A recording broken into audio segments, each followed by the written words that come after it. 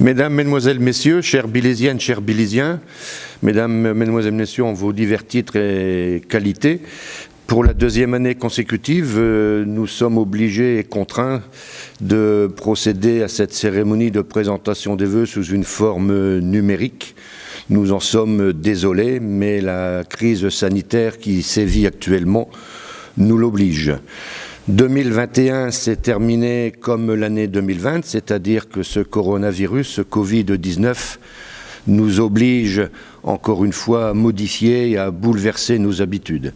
2021 a été une année très très difficile sanitairement, et encore aujourd'hui il y a entre 350 000 et 400 000 personnes qui sont quotidiennement infectées par ce virus, et on espère bien évidemment que très rapidement cette situation s'apaise et que l'on puisse retrouver notre vie normale pour que l'on puisse se retrouver ensemble, passer des moments conviviaux et de bonne qualité ensemble.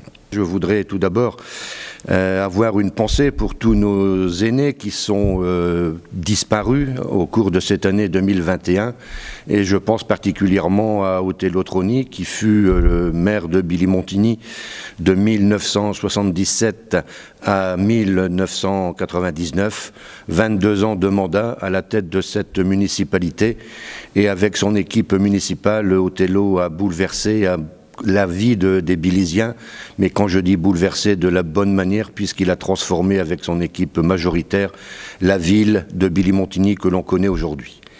Donc 2021 fut une année très très difficile, je l'ai dit. Malgré tout, nous avons pu, avec notre équipe, notre conseil municipal majoritaire, continuer d'organiser un certain nombre de choses, et notamment toutes les activités sportives, les activités culturelles.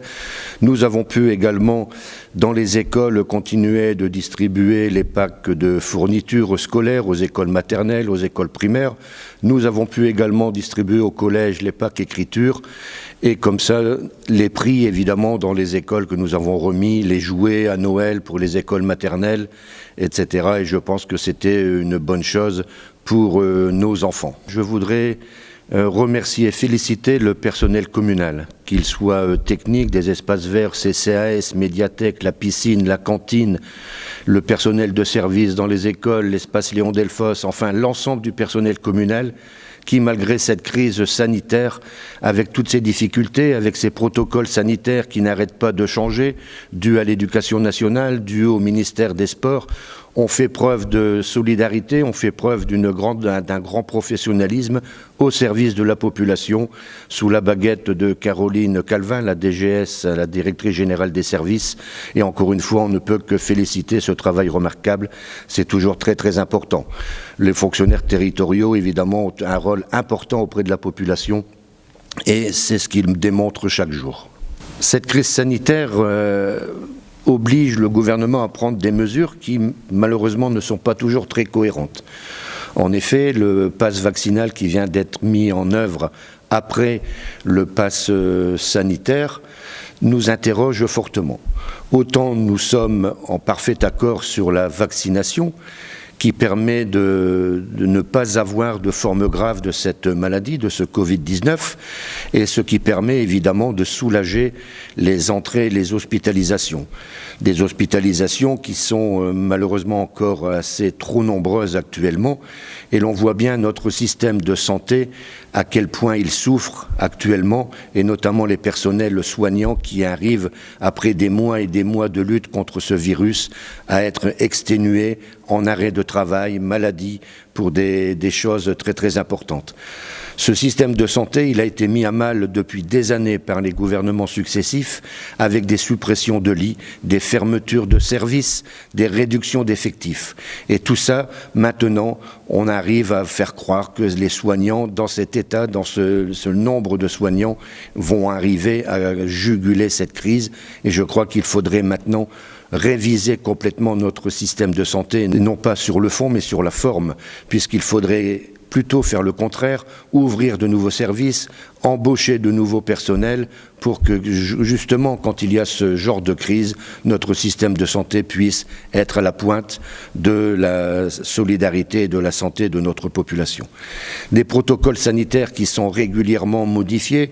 Le dernier en date, c'est M. Jean-Michel Blanquer, ministre de l'Éducation nationale, qui, la veille de la rentrée scolaire après les vacances de Noël, annonce d'une lointaine ville en extérieur un protocole à mettre en œuvre le lendemain matin à 8h, alors qu'il annonce cela vers 20h le dimanche.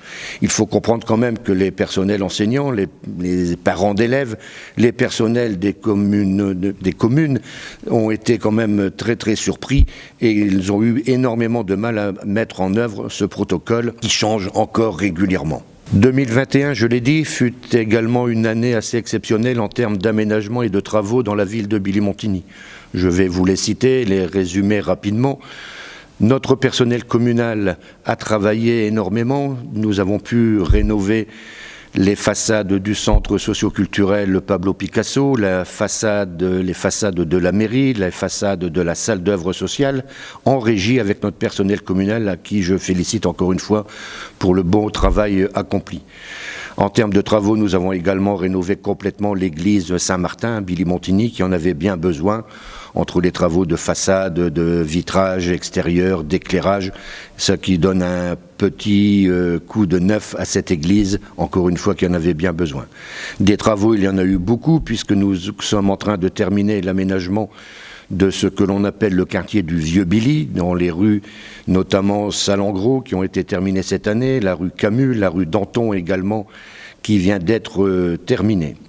Nous avons également, en termes de équipement sportif, rénové complètement la halle de tennis Jean Padavoine, et avec cette dernière entreprise, cette dernière action de rénovation, le stade Paul Guerre a été complètement et maintenant complètement rénové, ce qui permet également d'avoir des installations de très très bonne qualité, puisque la salle de handball Otello-Troni et le terrain hybride de football ont été retenus dans le cadre des Jeux Olympiques 2024 comme base arrière. C'est preuve également que nos équipements sont de qualité. Comme je le disais, 2021, une année très très difficile. Malgré tout, je le disais en introduction, nous avons pu maintenir un certain nombre d'activités, et notamment toutes les festivités à travers la ville de Billy-Montigny, qui ont permis quand même de se rencontrer quelque peu, de passer des moments un peu plus agréables que de penser toujours à cette situation. Le 14 juillet a été maintenu, il a rencontré un franc succès. Le 15 août également, dans le cadre des festivités de l'Ordre-des-Caire, une très belle soirée. Et puis nous avons eu également le forum des associations qui s'est tenu au mois de septembre dernier, qui a encore une fois obtenu un succès immense, puisque plus de 500 repas ont été servis pour la population. Ils ont pu découvrir les associations billysiennes, ils ont passé un moment très très agréable l'après-midi en compagnie de différents orchestres. Après avoir fait cette rétrospective de 2021, nous allons entrer maintenant dans une phase de 2022 avec encore énormément de choses à réaliser. Vous le savez, dans une commune, on a toujours l'impression d'avoir terminé notre travail, mais chaque année, il y a des choses à améliorer, des bâtiments à rénover et de nouvelles constructions, de nouveaux aménagements à faire.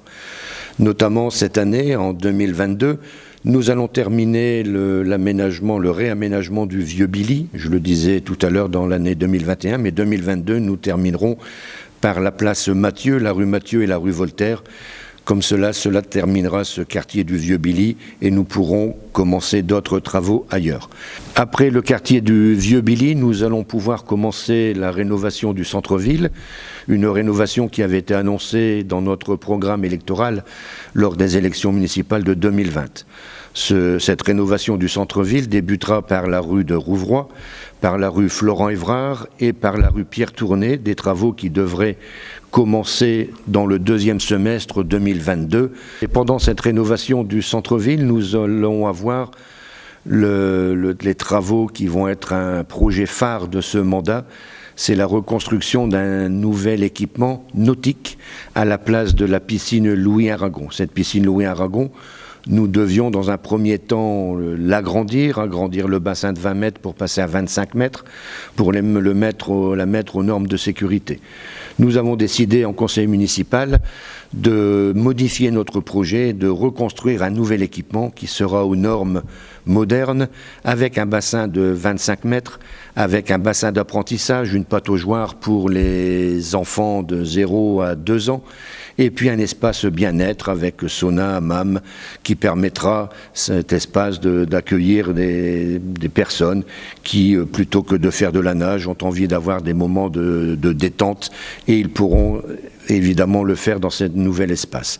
C'est un projet ambitieux, c'est un projet qui est à plus de 8 millions d'euros hors taxe, mais rassurez-vous, ces projets, quels qu'ils soient, que ce soit en matière de travaux, d'aménagement, de construction de bâtiments, nous sommes évidemment toujours à la recherche du moindre centime de subvention, et cet équipement municipal, ce nouveau centre nautique, sera financé à quasiment 80% de subventions, ce qui va alléger évidemment la facture pour les Bilisiennes et les Bilisiens.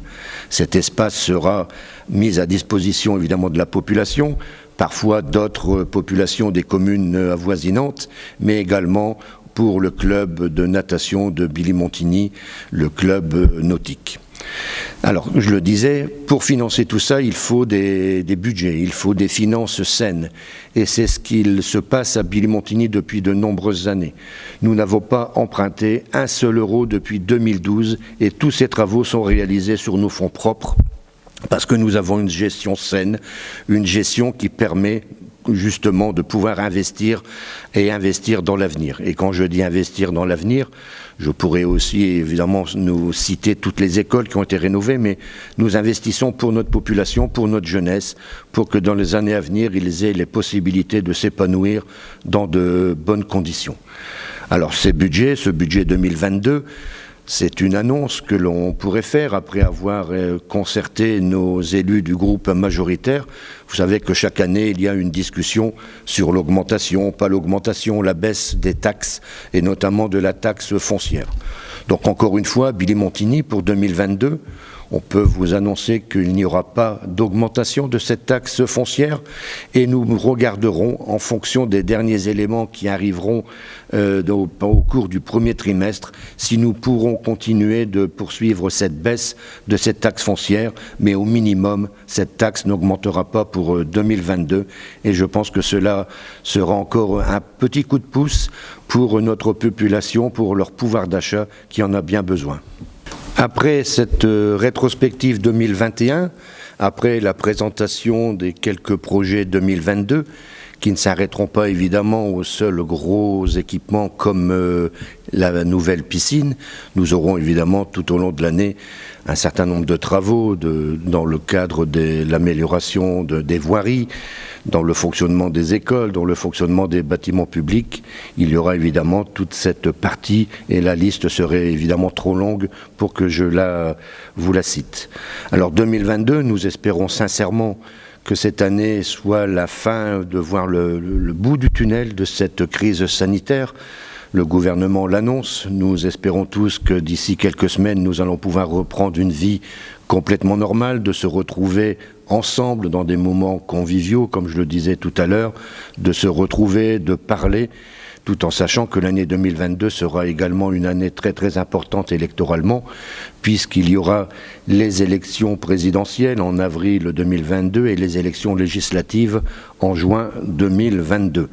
Et là aussi, il y aura des choix très très importants à faire sur le mode de société que la population souhaite.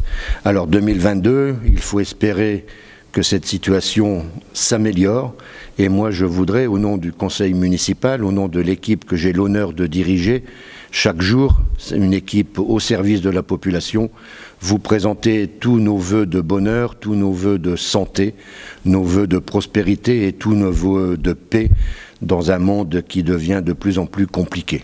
Voilà, mesdames, mesdemoiselles, messieurs, encore une fois, tous nos vœux de bonheur à vous, à vos familles, à vos proches, et en espérant vous retrouver l'année prochaine, physiquement, au cours de cette belle cérémonie de présentation des vœux.